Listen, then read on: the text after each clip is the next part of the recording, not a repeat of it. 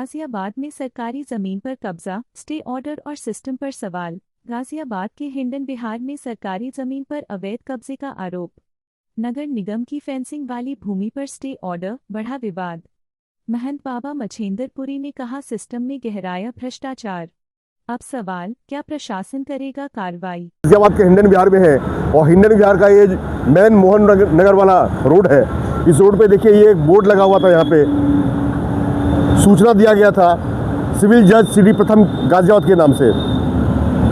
ये जगह जो है ग्रीन बेल्ट है और ग्रीन बेल्ट में बाबा मछेंद्रपुरी जी महाराज जो है इस ग्रीन बेल्ट को पूरा सौंदर्यीकरण कर रहे थे।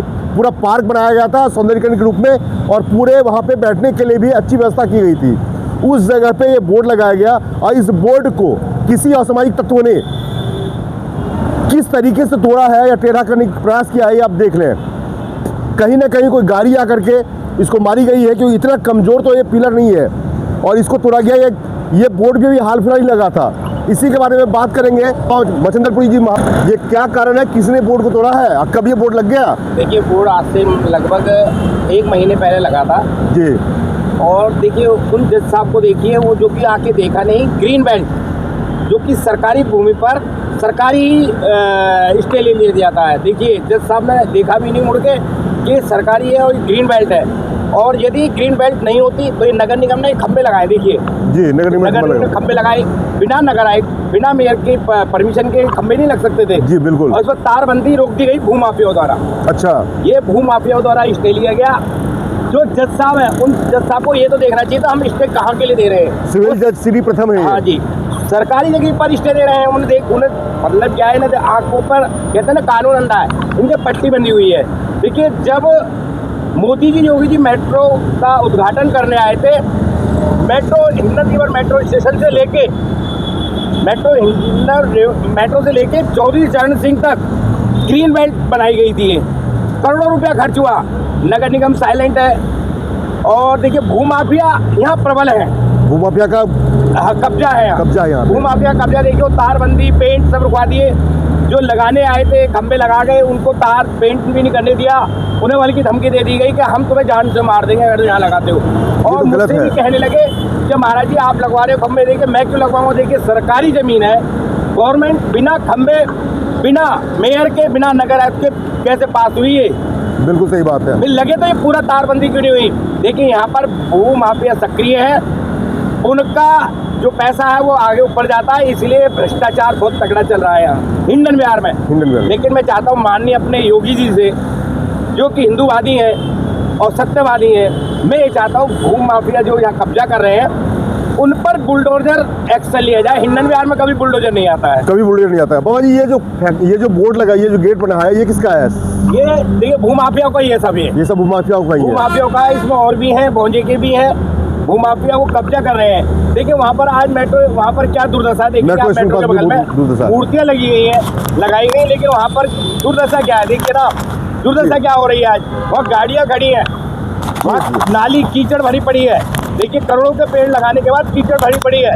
इसका संरक्षण भी हम ही पौधे लगा रहे हैं, पानी लगा रहे हैं। अपनी जेब से नगर निगम से हमने एक कार्य करवाई, सबमर्सिबल को ठीक कराया और पानी लगा रहे हैं, पौधे लगा रहे हैं। अब उस पर भूमाफिया ये कब्जा दिखाते हैं। देखिए देख रहे होंगे आप लोग। कल को ये हो सकता है कि ये सड़क पर भी कहते हैं जी हमारी जगह से स्टे ले जाए। ये तो सड़क का हिस्सा है, जी अगर इनका हिस्सा है तो बाउंड्री क्यों नहीं करते?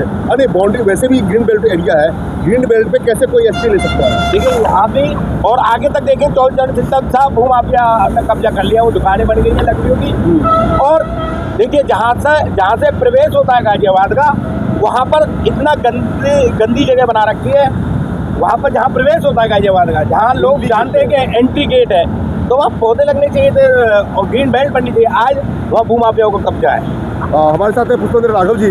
पुष्पेंद्र राघव जी, ये जो घटना इस तरह की हो रही है, अवैध अतिक्रमण वगैरह, क्या कहना चाहेंगे आप? ये गाजियाबाद में जो अतिक्रमण हो रहा है या भूमाफियाओं का अपना सक्रिय एक्टिव जो है इनका, ये आज कोई नया थोड़ी है।